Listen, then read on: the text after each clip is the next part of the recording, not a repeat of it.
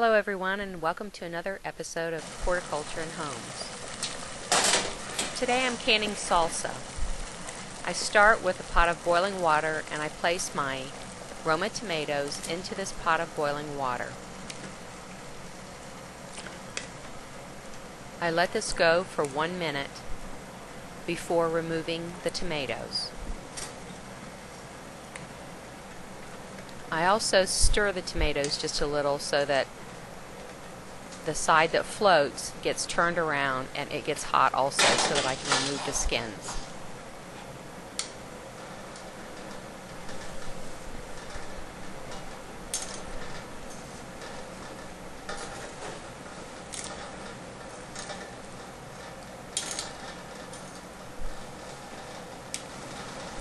After 1 minute, I plunge the tomatoes into ice water.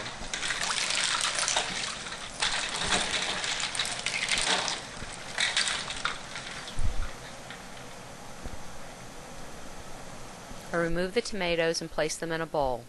Then I take this paring knife that I happen to like that has a pointed tip, and I use this to peel my tomatoes. This little knife is great for coring a tomato, the way the tip is made. You can see how easily the skins are removed. I do this with all of the tomatoes.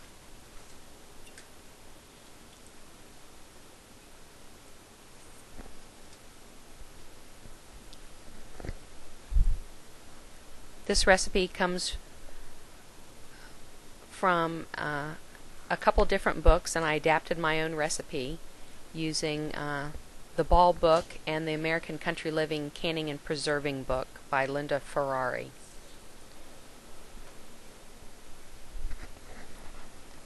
Okay, I cut the tomatoes in half and I remove the seeds with my thumbs. And I'm placing the seeds and skins into a pot. We want to keep these. We'll be using it again later. Then I remove the core from the tomato. I have my tomatoes all cleaned, and you can see the pot of skins and seeds that I have left.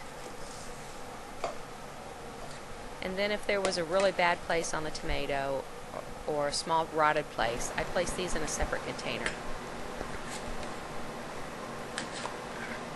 I take my peeled tomatoes and I slice and dice the tomatoes up into small chunks.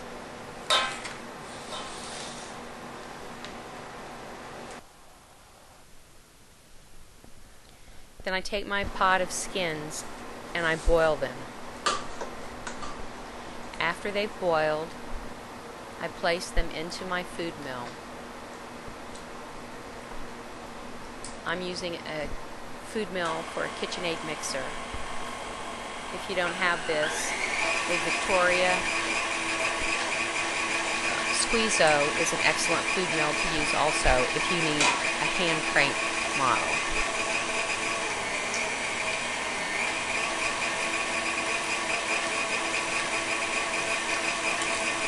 You can see the tomato juice coming out into the large bowl there dripping, and then the skins come out the end.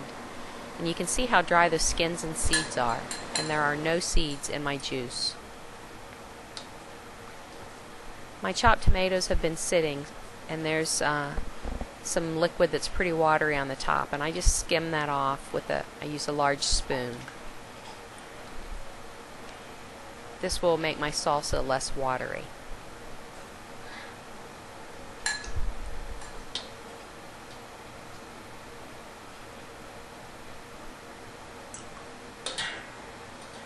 I leave the thick sauce in that chopped tomato mixture, but I take the clear, watery part out.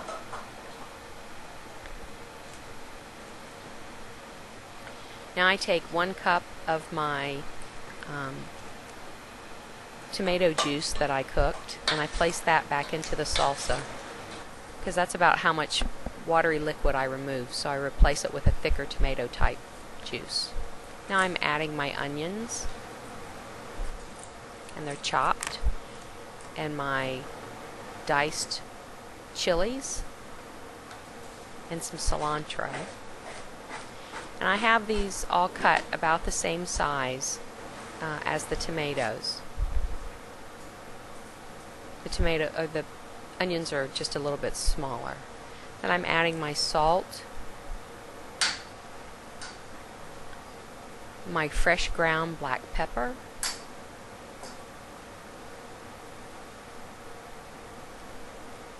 my chopped garlic,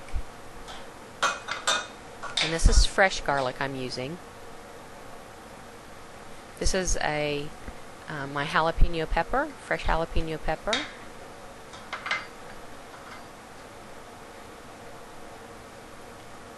This is cayenne pepper.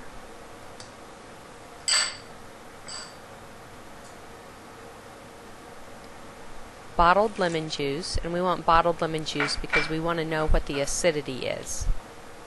And also my vinegar. This is distilled white vinegar. Then I stir to mix well.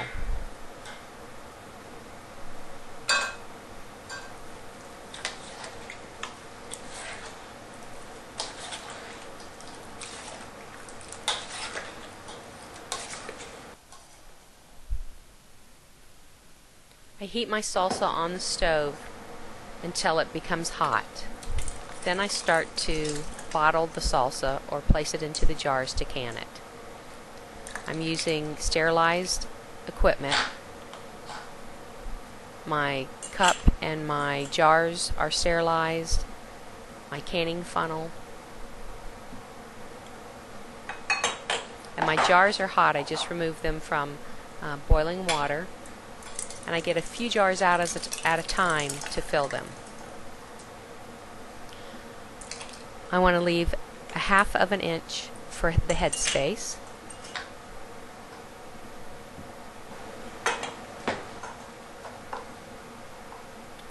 Now I'm just running a plastic tool, this is a tool from Ball, around the edge to remove any bubbles that may be in there. Making sure my head spacing is correct before I wipe the rim of my jar. We want a clean rim, and I'm using a damp paper towel. Now I'm measuring to make sure that I have a 1/2 an inch of head space. This is a tool from Norpro. Now I take my lids and rings, which have been on a light simmer on the stove so that they're hot. You don't want to boil this, but you want them quite hot. To soften, you want to soften the seal of the jar lid. And I place my lid and my rings on my jars.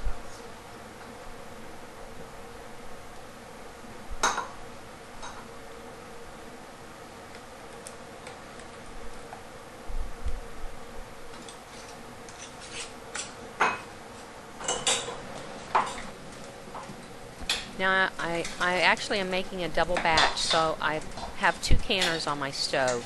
And this is my pressure canner, but I'm not going to pressure can this. I'm going to water bath can them in this particular canner.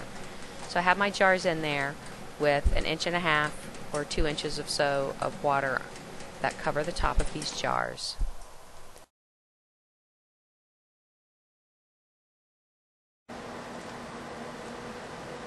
Alright, here we are with the finished product, the homemade salsa, and this is the double batch that I've made.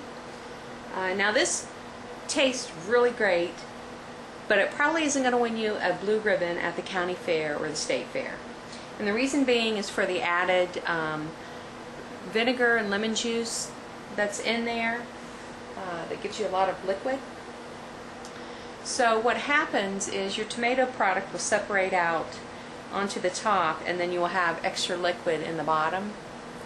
So it's not the best looking jar in your pantry. But all I do is give that a little shake before I open it up, because this isn't, it's chunky salsa, but it's not really super thick, and I'll show you what I mean in just a moment. So once I get that shook up, how great does that look? So you have a party, invite people over, you can have some salsa and chips, family movie night, things like that. So get to canning and do something for National Home Preservation and Canning Day.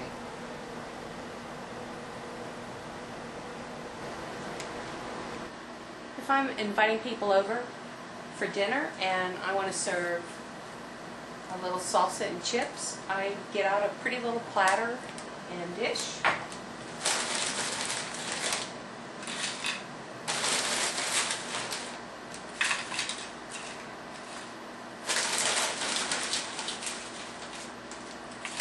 And I just place my chips on the platter.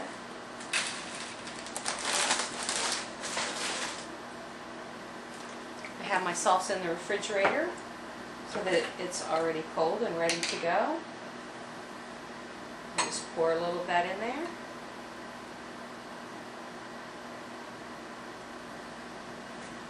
And in 5 minutes I'm ready for company.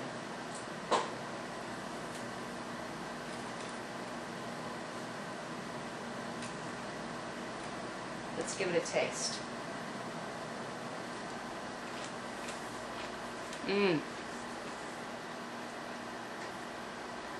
This is my favorite salsa recipe. Here's a close-up of what the salsa is like. It tastes a lot like fresh salsa. It doesn't have any thickeners in it, although you could add thickener if you liked at the time of canning. You could use a little clear gel or therm flow.